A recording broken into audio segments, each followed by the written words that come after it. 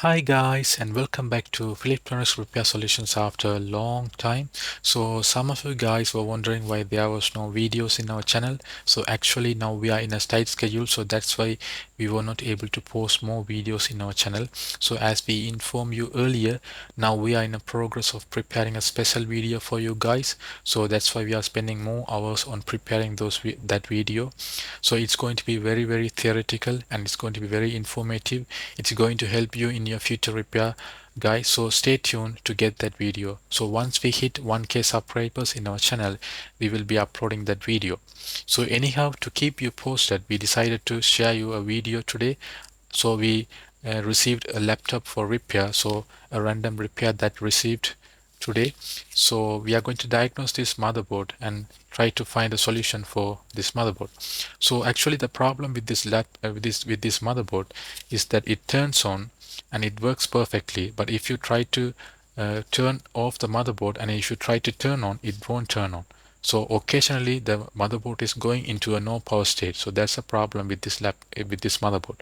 But if you try to, if it turns on, it will continuously work fine. There's no problem. But if you try to turn off and turn on again, so it won't turn on. Occasionally it won't turn on. So the problem is, we can say it's a no power case. So we are going to dive and check what's the problem with this motherboard. So without making any delays, let's get in.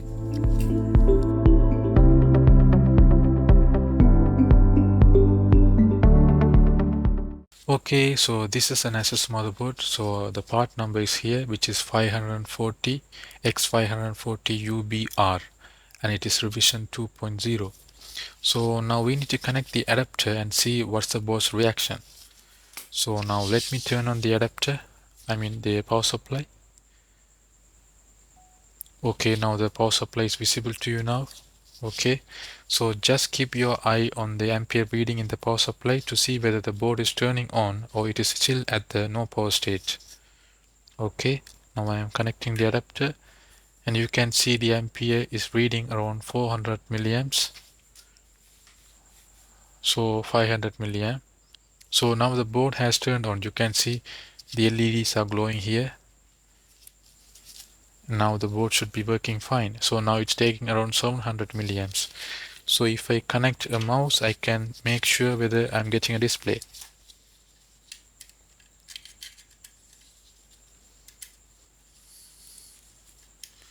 Yes, I got the display. So we have an inbuilt RAM, which is an onboard RAM here. So we don't need an external RAM in this board. So we are getting a display here. Okay, so there's no problem. Now it's reading around 800 milliamps.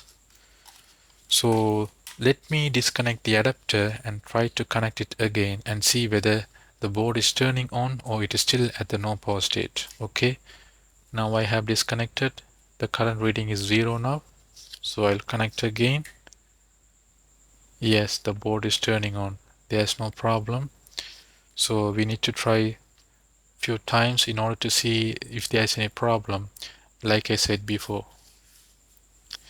Because so I received this from another repair shop, so he has tried maximum time, so he said that there's a problem actually in this motherboard, so which will not turn on occasionally.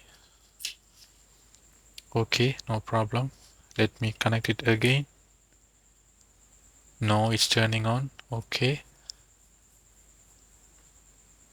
it's turning on. Now disconnected. Will connect again. Still it is turning on. Okay, now yes, did you see that? Now the board has not turned on. The ampere is reading around 2 milliamps.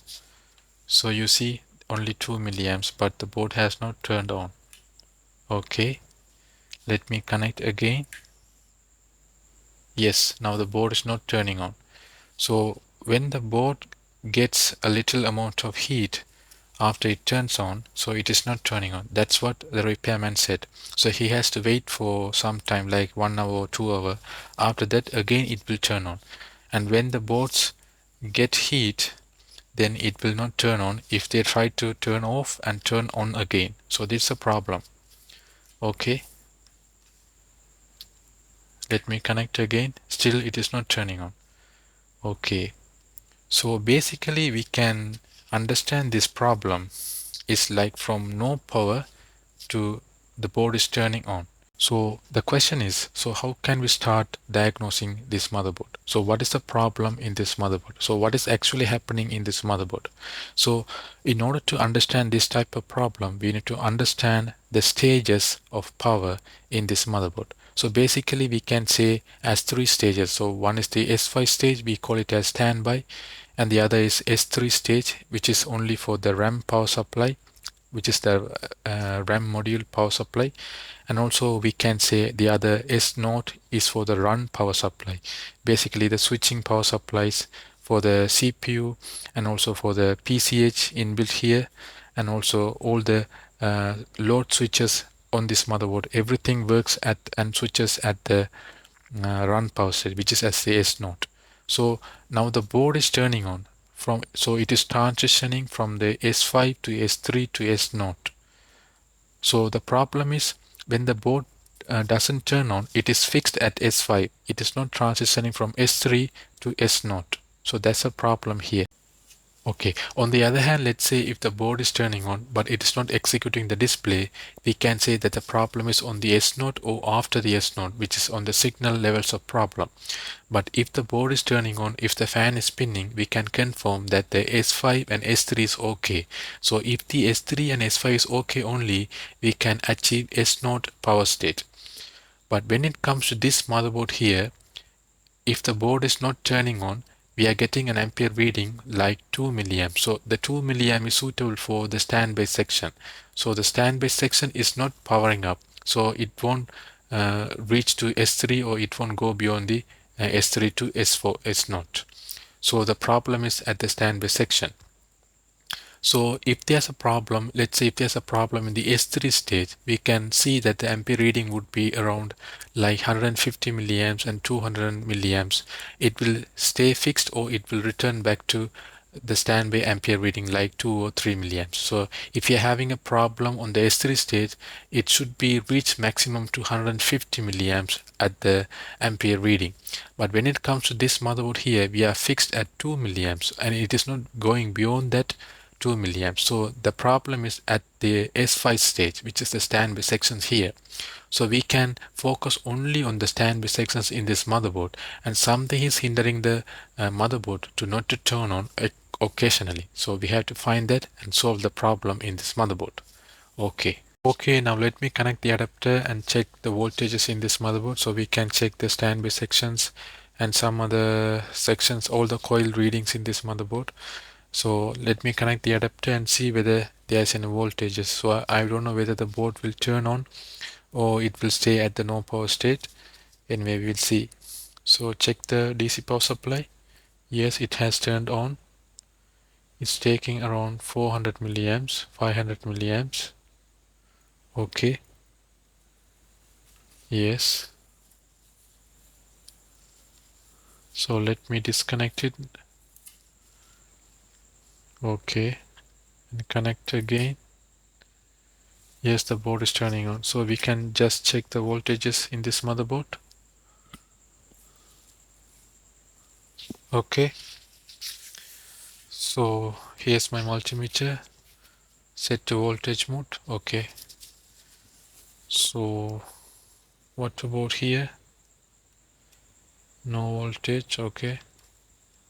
No voltage. 0.9, 0.9, 1.04. Okay. 1.2 volt, the RAM power supply, I think.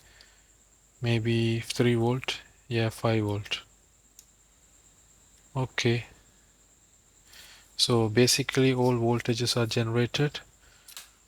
So there's no problem with the sections here. So the run power sections are okay, I think. Yeah, now we got the reading. So 2 milliamps. Now the board is not turning on. Okay. So now let me check whether we have the standby voltages. So that's a good checkpoint here. Yes, we do have 3.4 volt and 5 volt. Okay, so that's interesting really, because we are getting 2 milliamps on the DC power supply, but we are getting the standby voltages. So basically, if you are getting a standby voltages on the motherboards, approximately we will have around like 10 milliamps, but on this motherboard we are getting the standby voltages, but we are reading very low milliamp, which is only a 2 milliamp. So it's a different case here. Okay, so let it be. So now we need the schematics in order to identify the basic checkpoints here. So we need to check from the EC chip here. We have the EC chip which is ITE. So you can see its model number. So it's IT8995E. Okay. So we can check the basic power stages in this chip as well.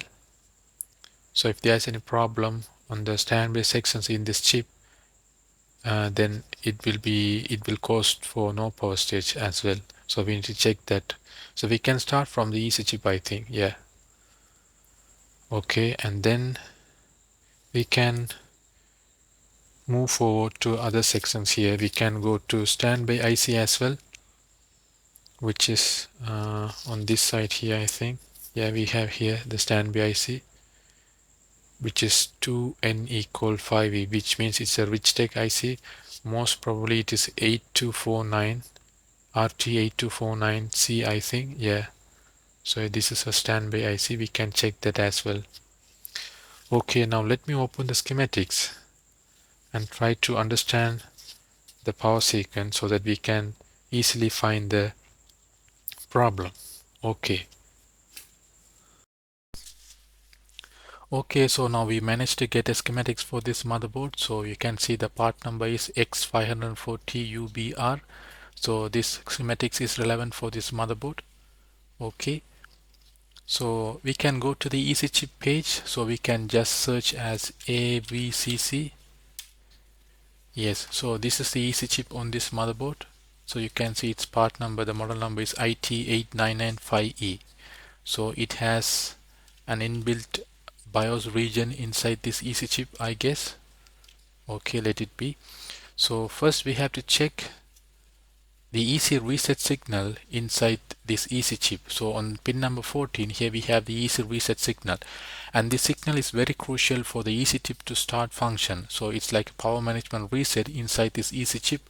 So this EC reset signal should be always high. It should be pulled up to 3.3 volt. There should be no fluctuation in this EC reset.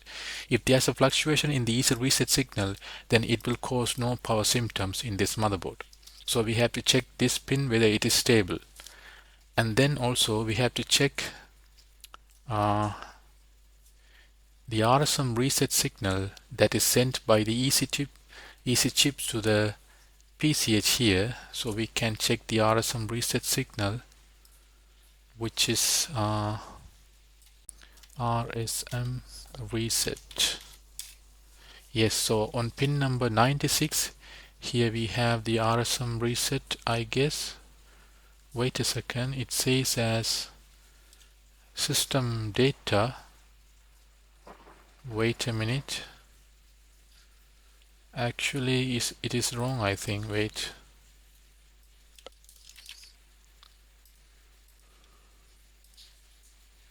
Yes, so that's a pin. Okay. Alright, so here we have this timeline in this motherboard. So it's actually a very useful thing in this motherboard. So it will be easy for us to diagnose this motherboard easily. So we can check based on this sequence so that we can identify the problem, where the problem in this motherboard. So basically we can start from the EC reset signal, then RSM reset, and AC present signal. So before the power button is pressed, we have to check all these things. So from the sequence 1 to sequence 7, we should check whether all of these are okay.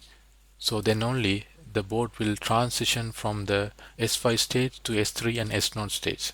So the problem is only within this region, I guess, or maybe after this region, or maybe the EC chip may not send, if the EC chip did not send the power button signal to the PCH, then there won't be S4 and S3 signal output from the PCH, which will not turn on the RAM supply and also the run power supplies. So there may be a problem on that. So we need to check what are the sections is having this problem. So we can start one by one. So we can start from the EC chip. So we have to check the EC reset signal, whether it is stable. Then we can check whether the 5 volt and 3 volt is produced. So already we have checked that 5 volt and 3 volt in this motherboard is produced. So we have to check this signal, then it's 5 volt and 3 volt power good signal, then the RSM reset signal, then the AC present signal, then power button switch logic. So when we press the power button, there should be a logic into the EC chip, and also the power button output from the EC chip to the PCH. So you can see EC to PCH. This is to EC that we are going to press the power button, and once the power button is going to the falling edge, then EC will send the power button output signal to the PCH. So we have to check all these things. So let us check one by one. Okay, so if you check the timeline, here we have 3 volt always, 5 volt always, and also we have an additional 12 volt suspend voltages. So here 5 volt enable signal is there and 3 volt enable signal is there, but we don't have enable signal for 12 volt. But once the 5 volt is generated, automatically the 12 volt suspend voltage, which is the always voltage, also will be generated. So we can check that how it is being generated. So you can see here.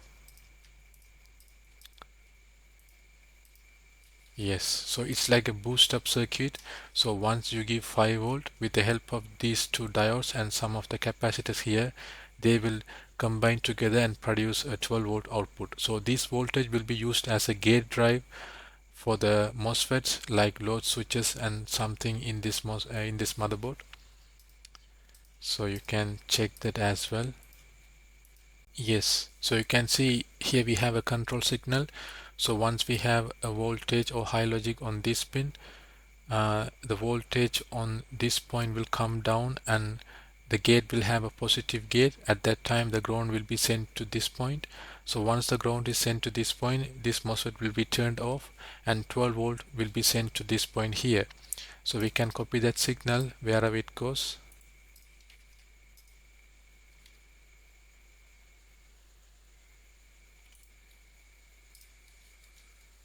So we can search that.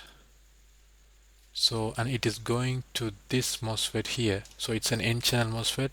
So on the drain we have 3 volt. So in order to get voltage on the source, we should give a higher voltage. So that will be 12 volt on this case here.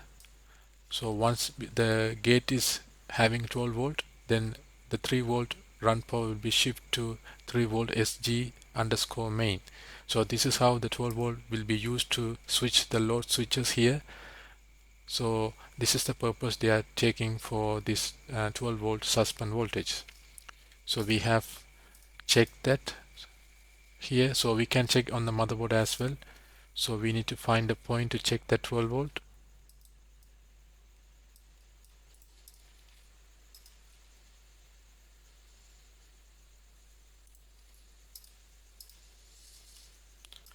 So yeah, so we can check it on this circuit here. So we need to find PD801 and we can find the circuit.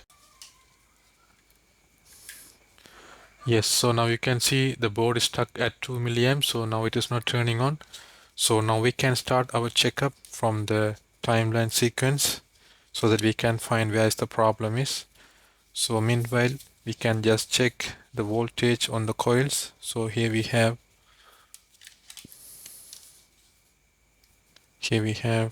3 volt, okay, 5 volt is present. And what about this one? So here we don't have any voltage, so this should be 1.1 volt or 1.05 volt, okay. So this should be CP voltage. This won't be present right now. So this is also run power voltage. So this is the RAM voltage. So these voltages comes after the power button, but this coil and these two coils should come before pressing the power button. So we have a problem on this section here. So we have to check that. So anyhow, we can start from the timeline sequence. So we can start the EC reset signal first. So where's the EC reset? Okay, so the EC reset is on pin number 14. So it's on pin number 14, so we can check that. So on pin number 14, so 5, 10, 15 and 14 here. Yes, here we have EC reset 3.2 volts, so there's no problem with EC reset. And the next signal is that 5 volt sus on, so it comes from the EC. Okay, so on pin number 77 we have 3.3 volt enable signal, and on pin number 85 we have the 5 volt enable signal. Yeah, we have 3.2 volt there. So enable signal is okay. So actually we should have this enable signal because we are getting 3 volt and 5 volt output from the coil. Okay, so now we can check the suspend voltage, which is the 12 volt. So this is the double diode. Actually it's not so double diode, it's 4 diodes in this chip here. So on pin number 5 we should have the 12 volt. We can check that.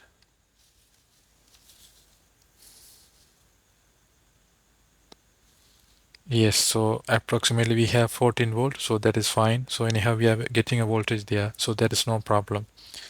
So we have all the suspend voltages 3 volt, 5 volt and 12 volt. So we can check pin number 67, which is the power good signal comes from the standby IC to the EC chip. 67. Yes. So you can see this is 3.2 ohms. So here also we have a problem. So 3 volt suspend power good is absent there. So the standby IC is sending a low logic on its pin, on the power good pin. So that's why we are getting a low logic on the 67th pin of the EC chip. Okay, now on pin number 67 on the EC chip we have the 3 volt suspend power good. So the standby IC is sending a low logic to this pin here. So we were reading 3.0 ohms. So we need to find why the standby IC is sending 3.0 ohms. So for that we can copy that signal wherever it goes. Okay.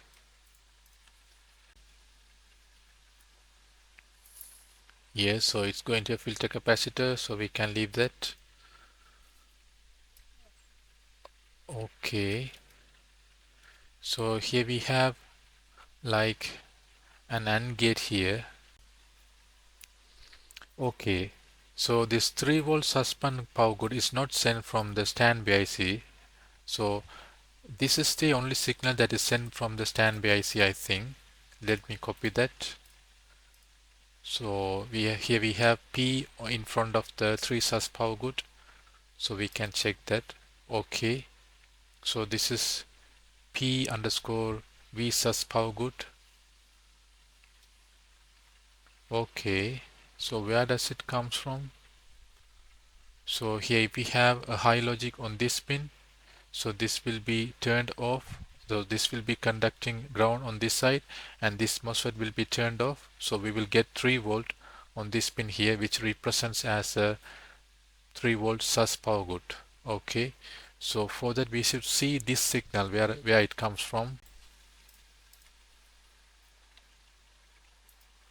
So it doesn't comes from anywhere. So it's the only place where this name is mentioned here. Okay, let me see that. Okay, let me go to the standby IC in this motherboard. Yes, so this is the standby IC in this motherboard, so we can see the power good signal. Yes, so which is this signal here. We can copy that and search. No, it's not going to anywhere else.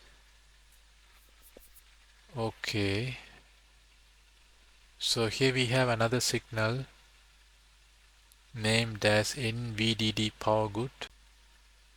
So it's going to DGPU VDD key enable signal. So we don't need that because we don't have the GPU in this motherboard. So it's an UMA motherboard. So it's a UMA motherboard, so no problem. The name is little bit different, but I don't know where does it comes from, this signal. So okay, all right. So this is not sent by the standby IC here, because once we get this 3.3 volts voltage from the coil, so after 100 kilo ohm resistor, this MOSFET will be turned on because there will be having a high gate. So this MOSFET will be turned down and ground will be conducted on this side, and this MOSFET will be turned off, which is the PQ884B will be turned off, and here we'll have the 3.3 volt suspend power good. So here we have 1.0 volt sus power good. So this is the DSW power good, and also 1.8 volt power good and D power OK EC signal. So we have to check all these 5 signals because we are getting 0 volt, which is a low impedance on this pin here. So we are getting 3.0 ohms on this side. So we should find the reason for this 3.3 volt, 3.3 ohms on this side. Either one of this signal is sending, or uh, either maybe greater than 1 is sending the low logic at this pin. So you can see the diode, the direction is towards this side, so it will allow positive voltage on this side, but it will allow negative voltage on this side, so it will allow the ground also from this side to this side here. So if we have a ground on this side, it will send directly through this diode into this place here. But if we have a higher voltage on this side, like 5 volt or 3 volt, it will not be conducted on this side here because the diode is in this direction. Alright, so let's check in the board and come back. Okay, so now these are the two diodes. So now we are going to remove this one and check whether we have short on these two sides. So this is the common side that is connected to the 3.3 volt source power good from the two internal MOSFETs. So we should check whether we have short on this side or on either these 4 sides, right? So now let's remove these two diodes.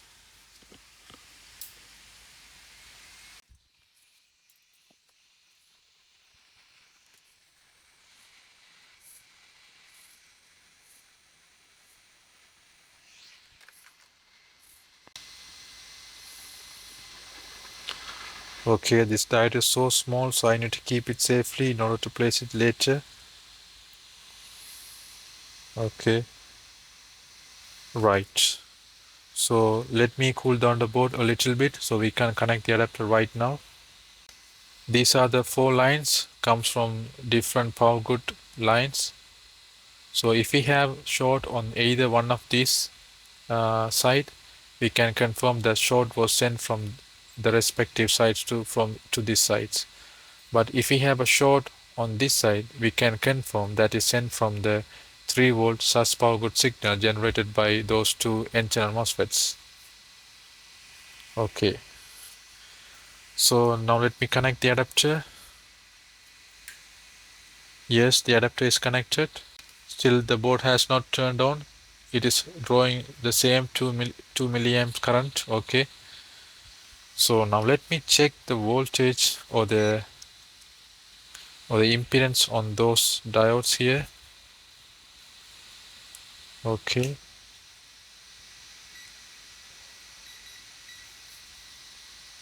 on this side here, Yes, we have 3.3 ohms on this side. On this side, here also we have 20 ohms on this side, 15 ohms, okay, on this side, 2 kilo ohms, okay, on this side, 7 ohms. So except this point here, we have the low impedance on all sides. Okay, so here's the power good output from the standby IC. Wait a second. So this is the standby IC here. I think we were referring to a different sections before. So I was actually wrong there. So I think that may be a different one, different IC. Let me check with that. So something we saw like NVDD, isn't it? Yes, NVDD. Yes, so this is the IC that we saw before. So actually this is not the standby IC. So this IC is for some purpose. So some other purpose we have to check that. Okay, let me see the enable signal here. So where does it comes from? NVDD PSI. Okay, so it's VGA. Okay, so this is graphics IC. So this is the regulator that provides voltage. For the graphics IC. So this is not the standby IC. So we were wrong before. So this is not the standby IC. So the standby IC is here. Okay. So first we have 3 volt DSW power good. Once the 5 volt and 3 volt power the output is okay, then the standby IC will send power good output as high logic in this pin here. So we can check that on pin number 7. So once this sends this power good, so I can copy this signal. So it's already copied, so we can search that. Once this sent, okay, it is sent to the EC chip, right? So here we have the EC chip. So first signal is sent from the EC chip to the standby IC to enable both of the 3 volt and 5 volt standby IC from pin number 85 as 5V sus on. So we can search that. So it goes straightly to the standby IC. We can see that. Yes, it's here. So here we have the here we have the enable signal for 5 volt, and here we have the enable signal for 3 volt. But when these voltages are present, we will get only the power good name as 3 volt DSW power good. But this power good represents both the voltages are okay, right? So we have this signal, both signals from the SIO, the EC chip, and then once the voltages are okay, then the standby IC will send power good signal to the SIO as a return of this enable signal. So we can see that.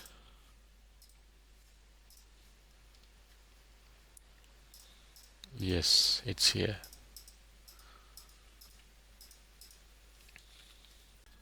Also we can check that VSUS on is sent from the EC chip to some other regulator, so we can check that as well.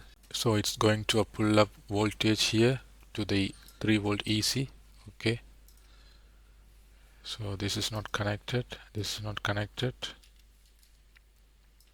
Okay, it's going to 1 volt suspend regulator. So this is always voltage, which is 1.0 volt. Okay, and 1.8 volt sus voltage for the PCH, which is 1.8 volt.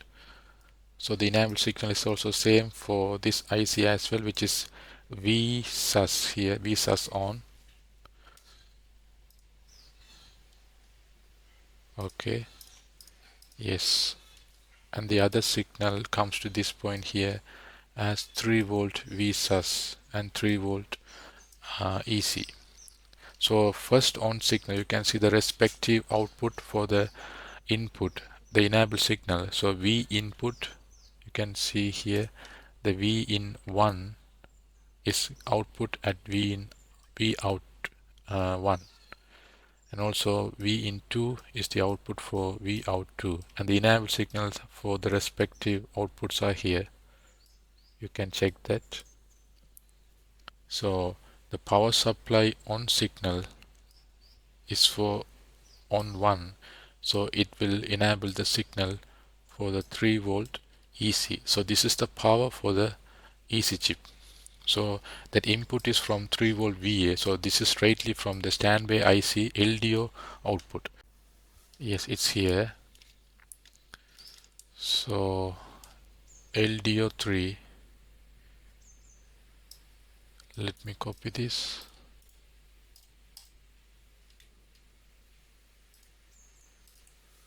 LDO 3. So where does that comes from? I couldn't find it. Yeah, it's here. This is the name, 3VO. 3VAO. If I search that, I should get a name as 3. Yes, 3VA. So this is a short pad here. So we get 3 volt output. So this straightly comes from the LDO region of the standby IC here. So that is no problem. So that is the input signal for the that switching regulator, the switching IC.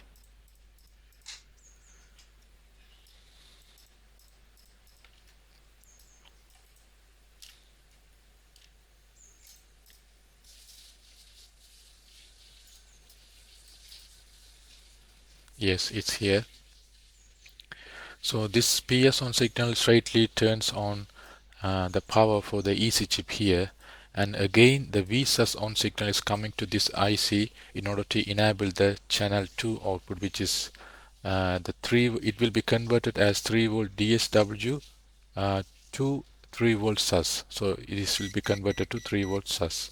So this enable signal for the 3 volt sus is from the VSUS on, which is from the EC chip. So this 3 volt, the VSUS on signal enables most of the regulators, or most of the standby voltages in this motherboard. So we have come to the timeline sequence here.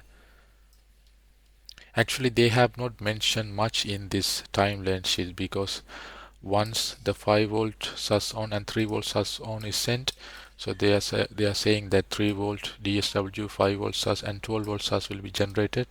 After that, immediately this power good is output, but there are much things going on that, so they have not mentioned that VSUS on voltage enable signal here. So there are much thing going on this side here between 3 and 5. So we need to see that. So because the VSUS on voltage is not shown here. Anyhow, we can troubleshoot that. We can go now straightly to the EC chip. Yes. So first we have to check whether we have this 3 volt sus power good from the standby IC.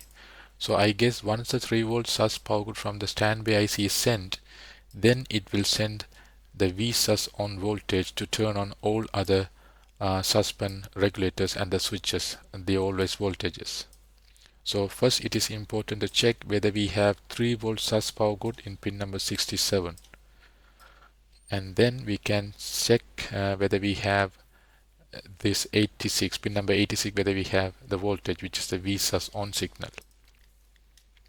So as we know, this VSUS on signal is going to turn on some of the voltages like 1.8 volt, then 3.3 volt sus, and also 1.0 volt sus.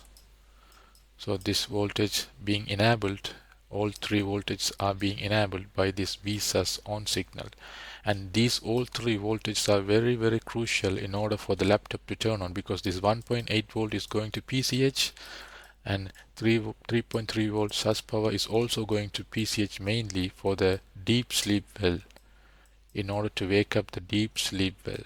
So this deep sleep well voltage is primary voltage is 3.3 volt, and this 1.0 volt is going as an auxiliary voltage into the CPU or the SoC in this motherboard as a standby always voltage.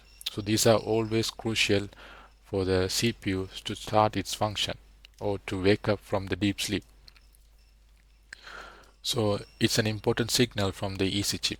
So we can check one by one. So once everything is okay, we can go straightly to that dual diodes that we checked before. Yes, to this point here. So the reason for to have 15 ohms on this point, to have 7 ohms on this point, and also to have 20 ohms on this point is that the respective enable signal and also the respective power good signal is being pulled low by the regulators. So if you don't have an enable signal at 1.0 volt sus regulator, then the regulator will send power good low, then we will be having 15 ohms at this point. That's why we are having 15 ohms now on this point here. And also 1.8 volt sus power good signal which is turned on by V sus on signal. So they don't have any voltage there on the regulator, so it will send but at this point we have 8.5k kilo ohms, so there's no problem. But this deep power OK EC signal is sent as 7 ohms. So this is the signal that is sent by the EC chip to the PCH to note that the PCH deep sleep bell, deep power OK, which means the deep sleep bell power is OK to the PCH. Once the PCH receives the signal, then only it will release the S4 and S3. Or like then only it will wake up from the deep sleep. From the deep sleep, only this signal is sent from the EC chip. The PCH will wake up from the deep sleep bell. Okay, so this is the standby IC in this motherboard. So you can see it is 2N equal 5B, which means RT8249 IC. So on pin number 7, it's 1, 2, 3, 4, 5, 6, 7. So this line, this is the power good output from the standby IC to the EC chip. So once it receives the 3 volt enable and 5 volt enable from the EC chip, then it will send the power good output in this pin. So now we have to check whether we have a voltage or else a low logic in this pin. Okay.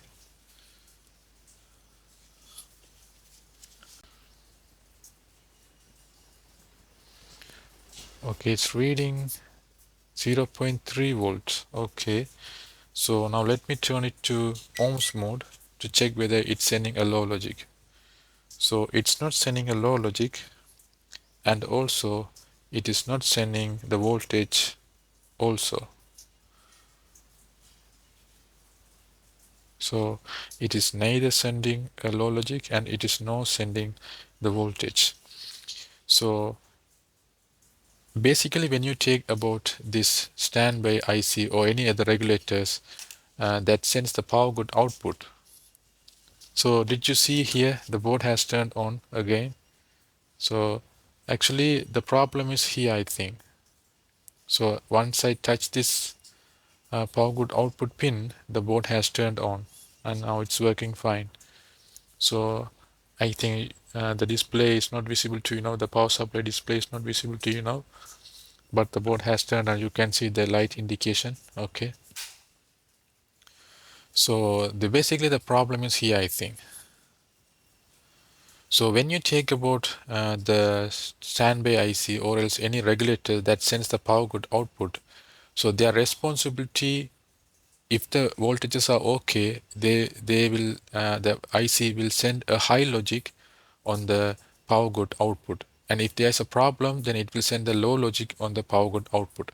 But if you see a voltage on that line, that voltage is not sent by or it's not given provided by the regulator itself. So they use the power cut output will be used through a pull-up resistor from like a 3.3 volt line. So it gives a pull-up voltage into this line here. And when this line is high logic, that 3 volt will pass into this point and it will go straightly to the EC chip. If the standby IC or any regulator that sends the power cut output as low, if it sends that the power good is bad, then it will pull this line to low. At that time, the 3 volt pull-up voltage will not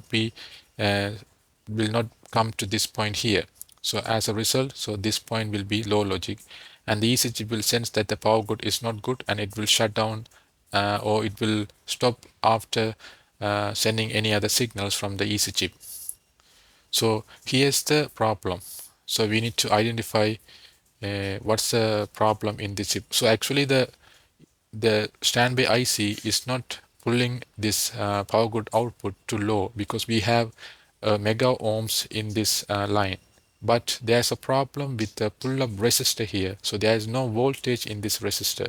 So when the 0.3 volt is sent to the SIO, then the SIO will sense that this voltage is not appropriate, or it may send that there's a power good output as bad from the standby IC, and it will stop to send any other signals further.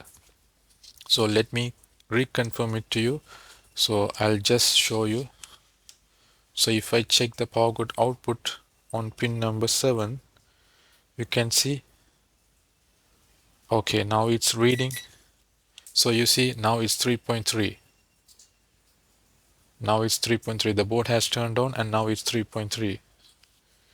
Okay, but earlier we saw that the voltage was 0.3 only. Okay, yes, now the board is turning on properly. There's no problem. So what can we say with that? So we need to check the pull-up resistor in this place, and we have to see if there's any dry soldering or anything on that.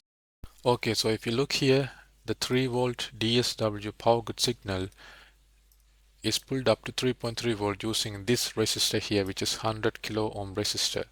So this 3 volt DSW voltage is already generated. We saw that in the coils, the two coils, that 5 volt and 3 volt from the standby IC. So that voltage is being given to this line here as 3 volt DSW power good signal. Okay, so if you look here we have the resistor, here we have the two dual diodes here, and these are the pull-up voltage for each of the voltages, pull-up resistor for each of the voltages in this line. And this is the resistor that provides the 3 volt DSW power good pull-up voltage for that line. So we have to check this resistor whether it is having 100 kilo ohms in value, and we should check whether these two pins on the resistors are okay and they are fixed well in its place. So first let me check the ohms value for the resistor. It says 0.6 kilo ohms.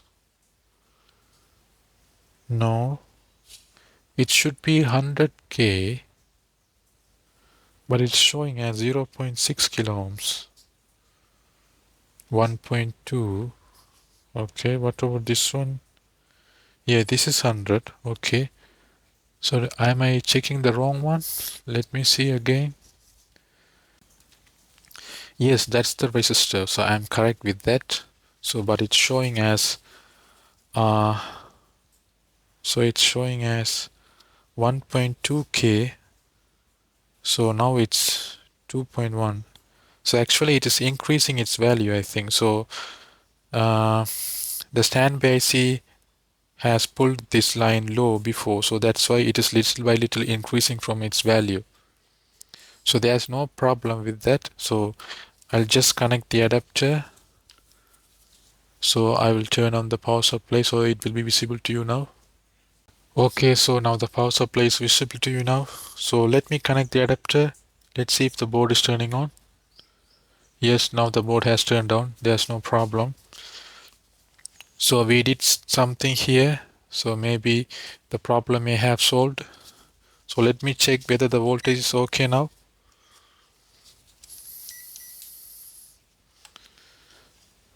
So the voltage on that resistor here is 3.3, and on that side we have 3.4. So what I'm going to do now, I'm just going to check whether I'm just going to solder the both of the pins on the resistor so that it's well fixed in its place. Okay, so now let me connect the adapter and see whether the board is working fine or still stuck at 2 milliamps. So now we have just resoldered the resistor, that is responsible for providing the pull-up voltage for the DSW power good signal from the standby IC. So now I am going to connect the adapter. Let me see. Yes, the board is turning on and the ampere is taking around 400 milliamps, so you can see there. Let me check the voltages just to confirm it. I'm sure all the voltages should be present because the board is turning on and it is taking around 500 milliamps. So before, when the board is struck at 2 milliamps, we had only the 3.3 volt and 5 volt voltages. So let me check that. So we have 5 volt and 3 volt. Okay, and this is the 1.05 volt, which is the enable signal that sends from the EC chip to this regulator, which is the VSUS on signal. So when the board was stuck at 2 milliamps, this voltage was not generated before. Now it's generated. Okay, so here we have the RAM voltage 1.2 volt present, and this is CPU core voltage, the GPU voltage, the integrated graphics of the CPU, and it will not be functioned when there is no graphics processing inside the CPU. So I guess now the board is working fine.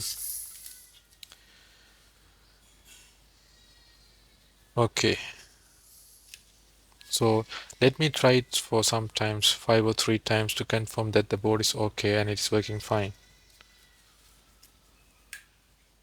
Yes, now the board is okay. It is turning on.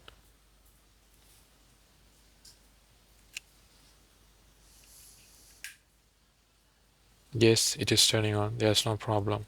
Okay, so we can place those double diodes in this place, so it will be good protection for the sections and the motherboard here, because in future if there's a problem in any of these lines, so this will be pulled low and the EC chip will understand that there's a problem on the particular section and it will not execute other signals. So it is better to place those diodes here.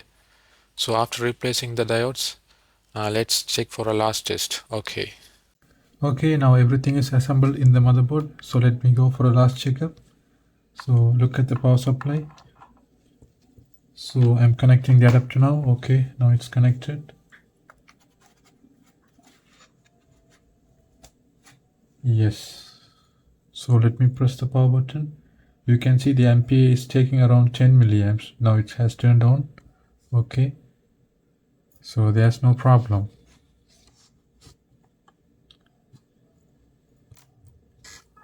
Yes. So the board is working fine and the problem is solved. So thanks for watching, guys. Stay tuned for future updates. Okay, and bye for now.